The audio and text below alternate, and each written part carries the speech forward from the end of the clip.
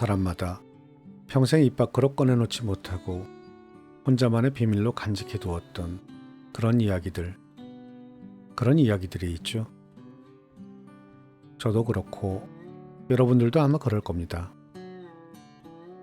오늘 소개할 미다스 북스에서 출간한 이수아 작가의 외로움을 마주하는 자세라는 작품이 그렇습니다. 작가는 잃어버린 나를 다시 찾는 과정과 사무치게 그리운 어머니의 정과 존재, 그리고 할머니의 부재로 인한 가슴 저린 자신의 일부를 온전히 담아낼 수 있는 과정들을 담담하게 이 책에서 보여주고 있습니다.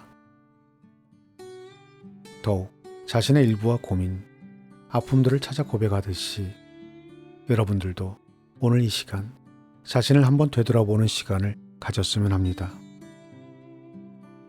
오늘도 끝까지 저와 함께 해주십시오.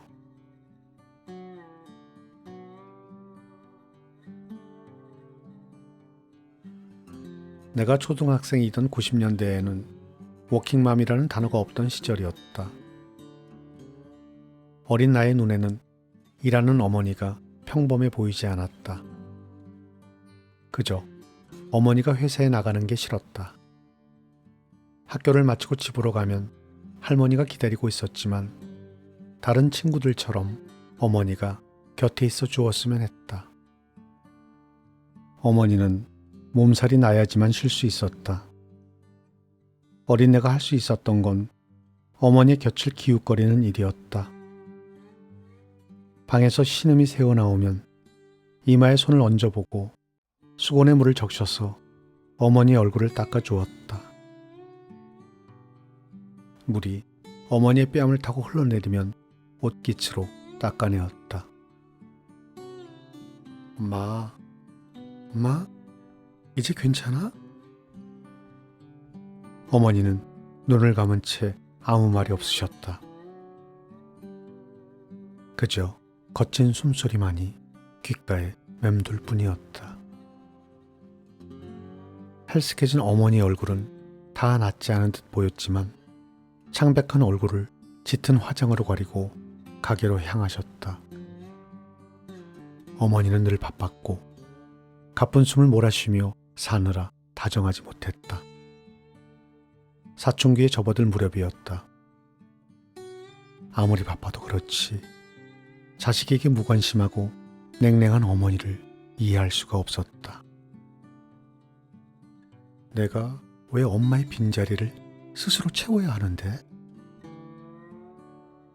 사춘기였던 나는 화에 차올랐다. 삶에 치여 지친 어머니의 울분 섞인 짜증이 새어나오는 날에는 더 화가 났다. 남들은 가족 여행도 가고 맛있는 것도 먹는데 우리는 언제까지 이렇게 살아야 해? 남들처럼 살고 싶은 마음을 품은 채 무뚝뚝한 딸로 자라났다. 남들에게는 살갑지만 어머니에게만큼은 얼음물보다 더 차가웠다. 엄마는 날 돌보지 않았잖아. 내가 어떻게 자랐는지 알아? 돈 버는 것밖에 모르잖아. 20살이 되어서 어머니를 향해 가시돋침말을 서슴없이 내뱉기 시작했다. 가슴에 돋아난 가시가 나도 모르게 입 밖으로 흘러나오는 것을 막을 수가 없었다. 뾰족한 말도 지겨워져 갈 즈음 사랑이 찾아왔다. 그가 나와의 미래를 말할 때면 빨리 결혼하자는 말이 듣고 싶었다. 어머니와 내가 서로를 아프게 하며 지내는 것보다 결혼해서 집을 떠나는 게 나을 것이었다. 드디어 그가 청혼했고 결혼 준비를 시작했다. 신혼집으로 가면 과거는 지우고 새로운 삶을 시작할 수 있을 듯한 기대감으로 철모르는 아이처럼 마냥 들떴다. 아기자기한 살림살이를 고르는 재미에 흠뻑 취했다. 예물은 어떤 걸로 할지, 신혼여행은 어디로 갈지 온라인 속을 유영하며 매 시간이 즐거웠다. 3개월의 준비 끝에 결혼식 날이 다가왔다. 결혼식 전날엔 다들 잠이 안 온다던데 나는 꿀같은 숙면에 들었다. 내일이면 다시 태어나는 거야. 새로운 삶을 사는 거야.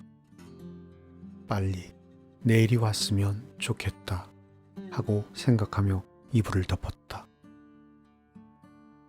결혼식 날 아침까지도 어머니의 얼굴은 기억나지 않는다. 어머니가 눈에 들어오기 시작한 건 순백의 드레스를 입고 신부 대기실 의자에 앉아있을 때였다. 화사하게 화장한 어머니의 얼굴은 코끝만 빨갛게 도드라져 있었다. 엄마, 코 부분만 화장이 벗겨졌잖아. 화장하는 날은 자주 거울을 들여다보고 고쳐야지. 이게 뭐야? 결혼식장에 입장하기 위해 아버지의 손을 잡고 하객들 앞에 섰을 때 여기저기서 박수가 터져나왔다. 모두가 날 축복해주고 있었다. 한 발씩 내디디며 점점 주례사 단상에 가까워졌다. 그가 서 있는 단상 근처에 다다르자 좌우로 나란히 앉은 양가 부모님의 얼굴이 눈에 들어왔다. 시어머니는 환하게 웃었고 어머니는 눈시울을 붉히고 있었다. 어머니의 얼굴을 보는 순간 묘한 감정에 휩싸였다. 부모와 자식 사이에는 눈에 보이지 않는 탯줄이 있었다. 결혼이란 어머니의 뱃속에서부터 이어진 탯줄을 자르는 것이었다.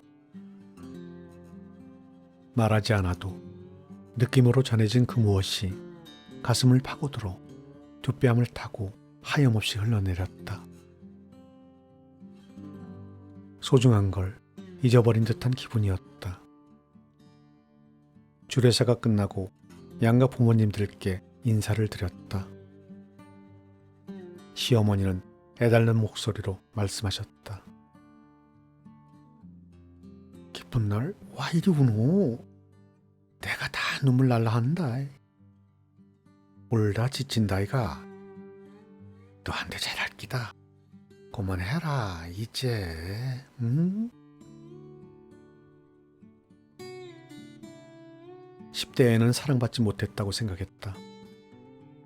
20대 중반에는 쓸모없는 사람이란 생각에 지배당한 채 하나님의 곁으로 가려고 했었다.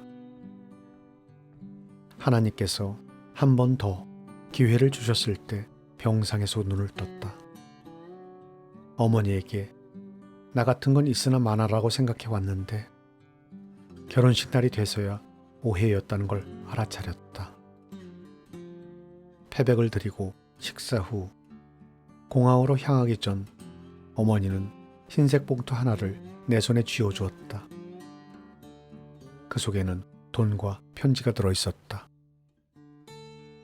신혼여행지로 향하는 비행기 안에서 어머니의 편지를 읽어 내려갔다. 한 줄 한 줄 읽는 게 몹시 힘겨웠다. 가슴에 돌덩이가 얹혀진 듯해 목이 메었다. 제대로 숨을 쉴 수 없어 짧은 숨만 얕게 내쉬었다. 하와이로 가는 11시간 동안 흐느끼다 잠들길 반복했다.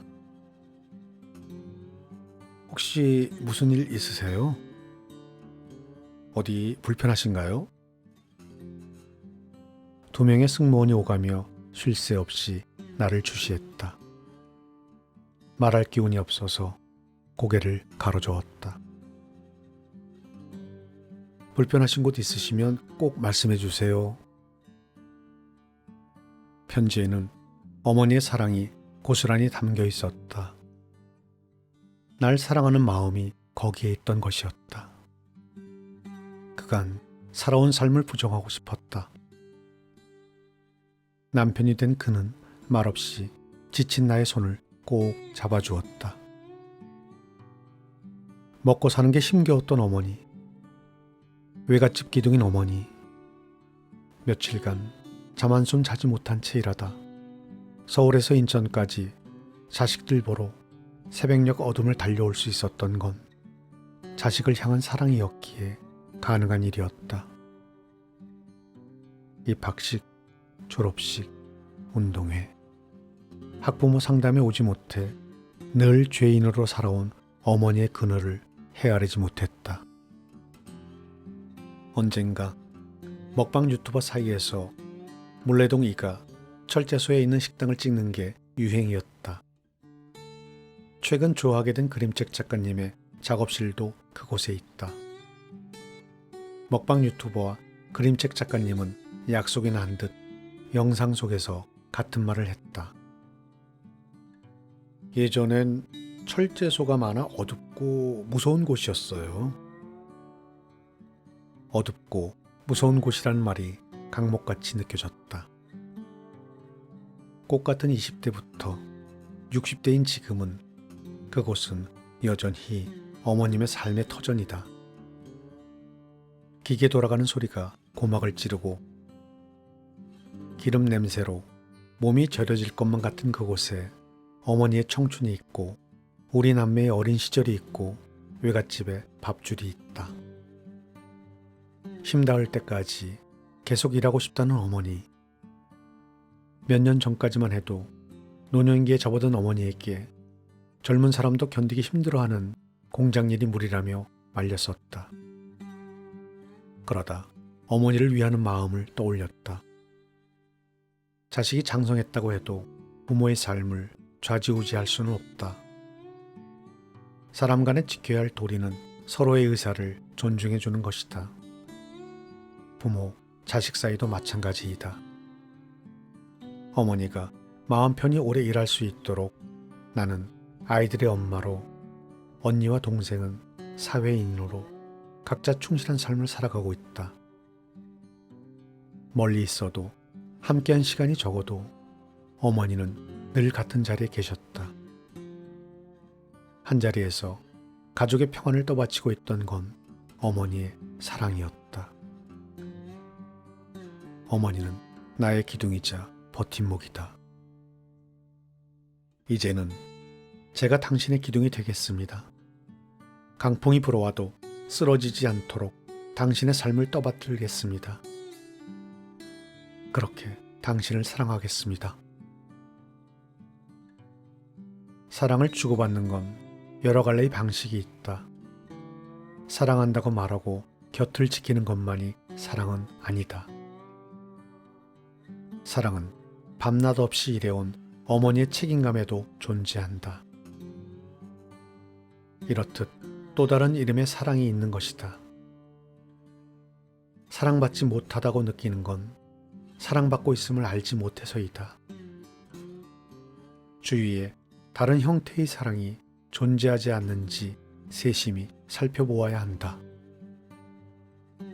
이 세상에서 나를 사랑하는 단 한 사람은 누구에게나